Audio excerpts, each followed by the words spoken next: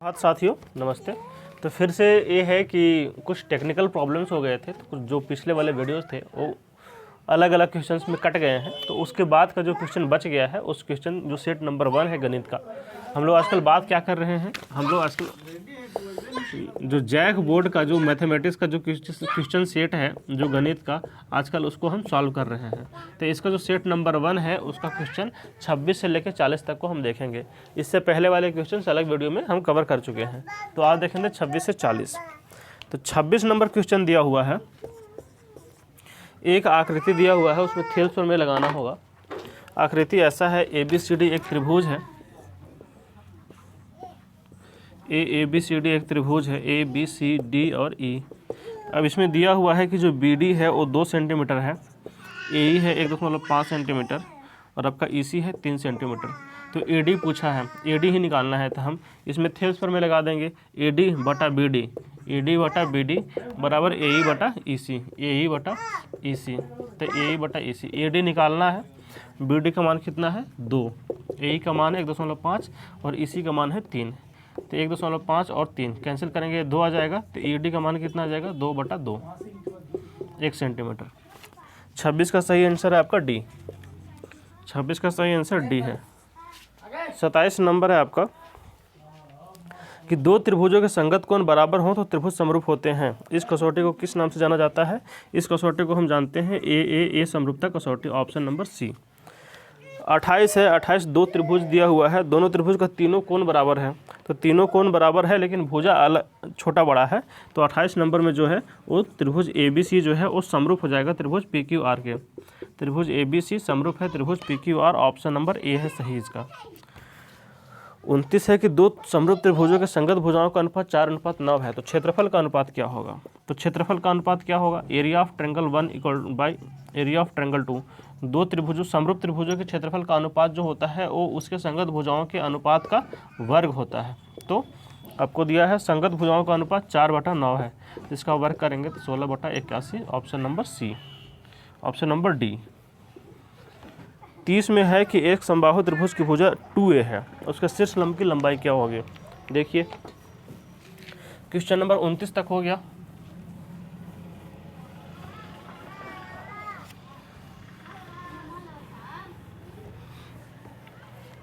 Question number 30 में है कि शीर्ष लंब की लंबाई पूछा है समबाहु त्रिभुज को। ये समबाहु त्रिभुज है,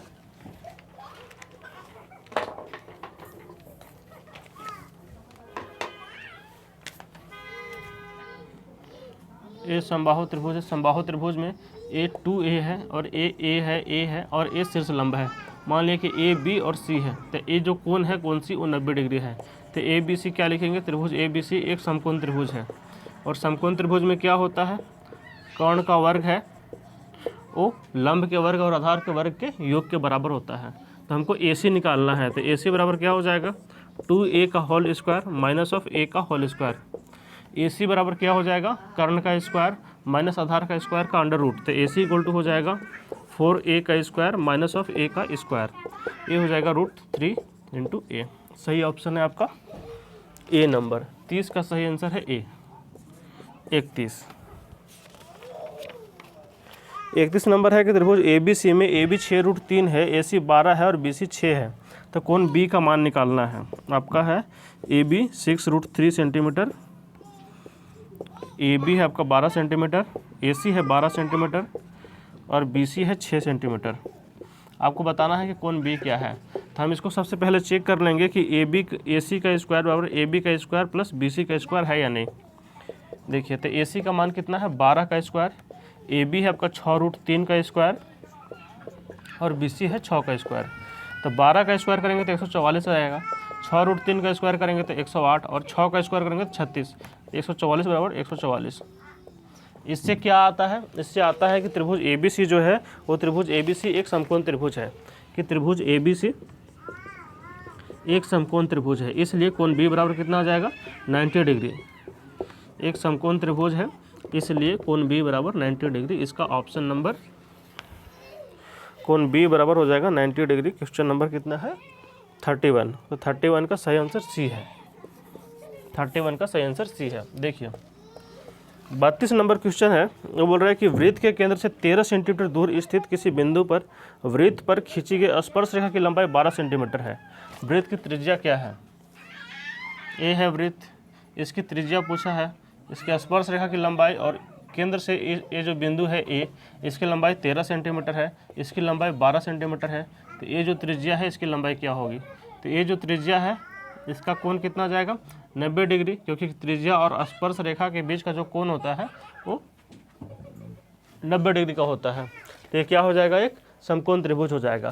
तो इस समकोण त्रिभुज में r बराबर कितना आ जाएगा? r बराबर हो जाएगा 13 का स्क्वायर माइनस 12 का स्क्वायर। तो 13 का स्क्वायर करेंगे तो 169 आ जाएगा और 12 का करेंगे तो 144 आ जाएगा।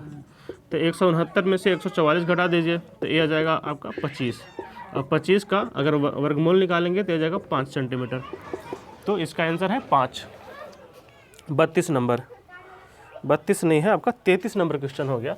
हालांकि यहाँ पर 32 बनाना चाहिए था, एक क्वेश्चन नंबर 33 है।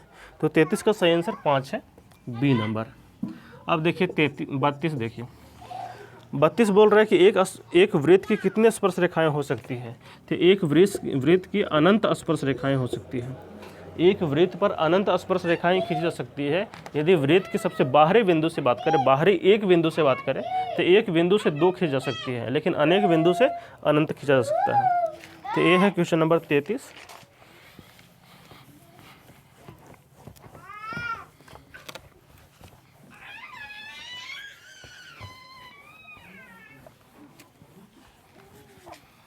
क्वेश्चन नंबर 34 है कि एक बिंदु Q से एक वृत्त पर स्पर्श रेखा की लंबाई 24 है और केंद्र से दूरी 25 है।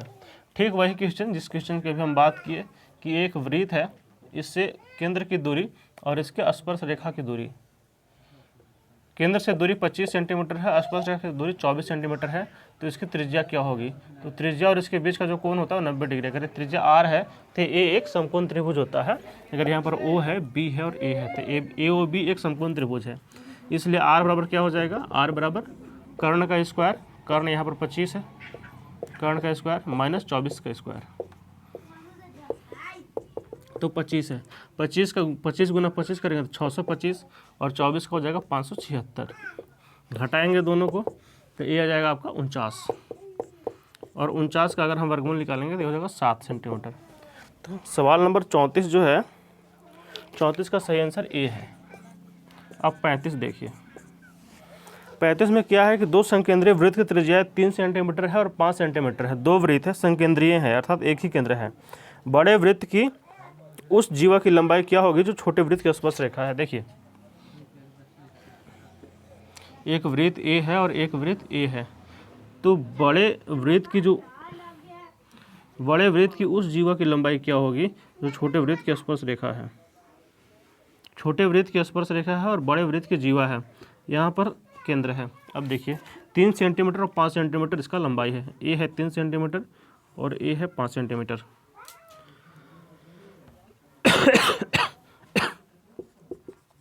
अब देखिए ए कोण, ये जो त्रिभुज है ए ओ है, ए है, बी है, तो ए ओ बी आपका एक समकोण त्रिभुज है। आपसे पूछा है कि ए सी की लंबाई क्या होगी, जीवा की लंबाई पूछा है, तो हम पहले ए बी निकाल लेंगे। तो ए बी इक्वल टू क्या हो जाएगा?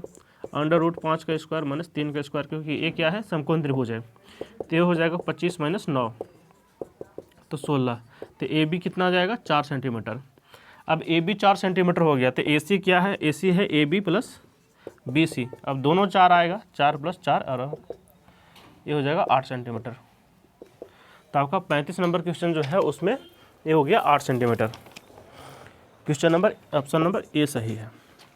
36 है कि थीटा केंद्रीय कोण और आर त्रिज्या वाले त्रिज्यखंड का क्षेत्रफल। तो त्रिज्यखंड का क्षेत्रफल क्या हो जाता है? त्रिज्यखंड का क्षेत्रफल होगा θ/360 गुना πr²। ये हो जाएगा 36 का बी नंबर। 37 है कि आर त्रिज्या वाले उस चाप की लंबाई ज्ञात कीजिए जो केंद्र पर थीटा कोण अंतरित करती है। तो चाप की लंबाई क्या हो जाएगा? θ/360 गुना 2πr। ये हो जाता है त्रिज्यखंड, ये हो जाता है चाप की लंबाई।